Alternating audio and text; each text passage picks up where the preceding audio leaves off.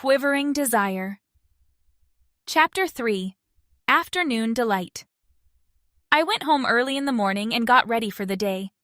It wasn't a graceful exit.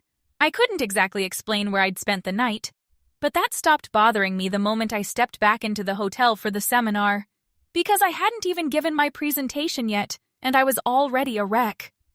I stood in the green room, pretending to review my notes one last time, but the truth? My body was humming with memories that had nothing to do with keynote slides or quarterly projections. Damien had rooted himself deep in my head, and nothing I did could shake the pull. I adjusted my blouse again, tugging the fabric like it could somehow erase the ghost of his touch. But the memory clung. His voice at my ear, the warmth of his hands, the way he'd looked at me afterward like I was more than just a moment. Every inhale made me remember. Every exhale made me want. I wasn't nervous about the presentation. I was supposed to be polished, commanding, ready to lead. But my pulse said otherwise. It beat against my skin like it had heard secrets my mouth hadn't dared speak aloud. I checked my reflection, fixed a flyaway strand of hair, touched up my lip color, pretending to be thorough. But inside, I was burning. A knock on the door pulled me back to reality, a staffer letting me know I had 5 minutes. 5 minutes to look like I hadn't spent all morning soaked in memory and wanting more. 5 minutes to pull myself together and pretend that last night hadn't unraveled me in all the best and worst ways. And somewhere in the room beyond that door, Damien was waiting. I was afraid one look would undo me all over again. When the time finally came, I walked to the front like I had done 100 times before, heels sharp, spine straight, smile polished into place. On the outside, I looked every bit the law firm partner, ready to deliver. But inside, I was a storm barely contained by lipstick and willpower. I launched into the presentation on muscle memory more than presence of mind. The numbers, the jargon I usually wielded like a blade, it all felt flat. My voice was steady, but my brain was foggy. Then it happened.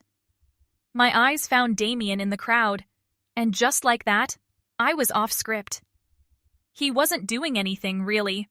Just sitting there, calm, composed, razor-sharp focus trained on me. But the second our eyes locked, a current jolted through me, low and dangerous. I stumbled over a line, pretended to glance at my notes. My heart thudded in my ears, and suddenly the conference room felt 10 degrees warmer. God, he looked good. Confident. A little smug. Like he knew exactly what he'd done to me. And the worst part? I wanted him to know. But this was my space. My name was on the agenda, and I was supposed to own it. So I kept talking. I talked through my dry mouth and the heat building at the base of my spine. I forced my eyes to the slides, to the back wall, to anywhere but him. But my body betrayed me every time I glanced back. Breath hitching, skin flushing, losing the thread of an argument I'd rehearsed a dozen times. It was humiliating and exhilarating. I hated that he made me feel this way. I hated that I loved it even more. Somewhere deep down, a part of me whispered that I was losing control. It wasn't wrong. But as I stood there, clutching a remote I could barely focus on, I realized something else. Maybe, just maybe, I didn't want it back. After fumbling through the final few slides, I smiled, nodded, and excused myself with as much grace as I could scrape together. My legs were shaking, but I didn't want to show it. I just needed to move, needed to breathe. And like a shadow, Damien followed. Of course he did. He knew I was teetering. My feet led me to the elevator, almost as if they had a mind of their own. I stood there, blinking at the chrome doors like they held the answer to whatever the hell I was feeling. If I'd really wanted to freshen up, I could have ducked into the nearest washroom. There was no reason, none I could admit anyway, for me to be standing there. Until Damien's voice slid in beside me. "You all right?" he asked, his eyes low and quiet. I nodded. Too fast. Too fake. He waited a beat, then leaned in just a touch. Do you want to lie down for a bit?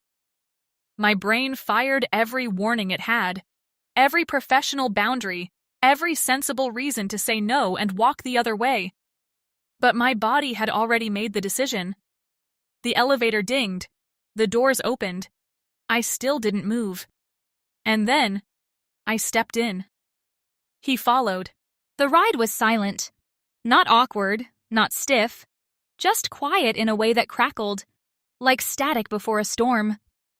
My heart was beating out of rhythm, like it couldn't decide whether to race or pause. When we stepped into his room, it hit me all over again. How familiar the space already felt.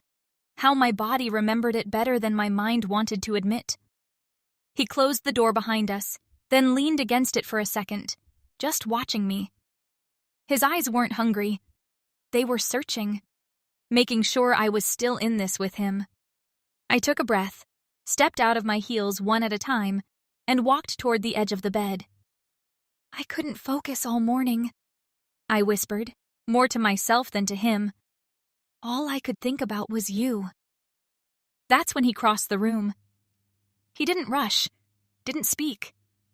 His hands found the edge of my blazer, sliding it off my shoulders like he was unwrapping something precious. And maybe, in that moment, that's exactly how I wanted to feel. Like something rare. Wanted. Worth taking time with. The blazer hit the floor. I didn't care.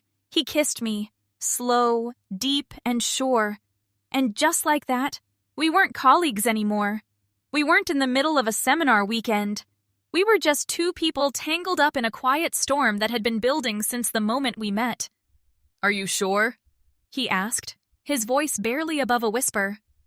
No, I breathed, brushing my lips over his jaw. But I wanted anyway. That was all it took. What followed was slow, consuming, and maddeningly good.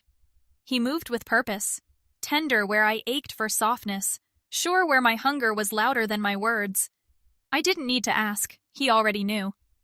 I've been thinking about this since you walked into that seminar, he murmured against my neck. You looked so buttoned up, but your eyes told a different story. He looked at me, really looked at me, and I felt it. Not just desire, but recognition. Like he saw the version of me that lived beneath the tailored suit and the careful composure, and he wasn't the least bit intimidated by her. I wasn't just lying there beneath him. I was being played, like a violin, every nerve drawn taut, every breath catching at a different tempo. And when he whispered things low against my skin, I felt the music climb, coil, and break. I wasn't in control anymore. And strangely, I didn't want to be. For the first time in what felt like forever, I surrendered, let go of every thought, every mask, every layer of the woman I usually wore so well. He stripped me down to something raw, and the melody he played was mine. When the silence finally settled, I lay there, breathless, caught somewhere between reality and a dream I didn't want to wake from. Damien didn't say anything at first.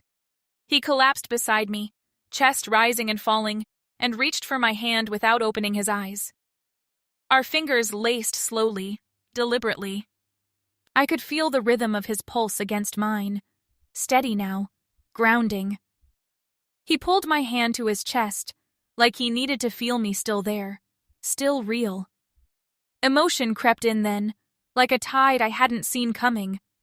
I felt raw. Not in a bad way, but in that rare, achingly human way that comes when someone has seen too much of you and doesn't look away. He tucked a strand of hair behind my ear and kissed my temple, just once, and I swear I felt it bloom all the way to my toes. Neither of us said it, but we both knew something had shifted. This wasn't supposed to happen again. It was supposed to be one night, one secret, one beautiful mistake. But now, my body remembered every note he played. And worse, My heart had started listening too. "You should probably head back," he said gently after a while. I groaned and buried my face in the pillow, half laughing, half mourning the moment. I didn't want to move. Not because I was tired. I just didn't want to leave him. That space, that feeling. But he was right.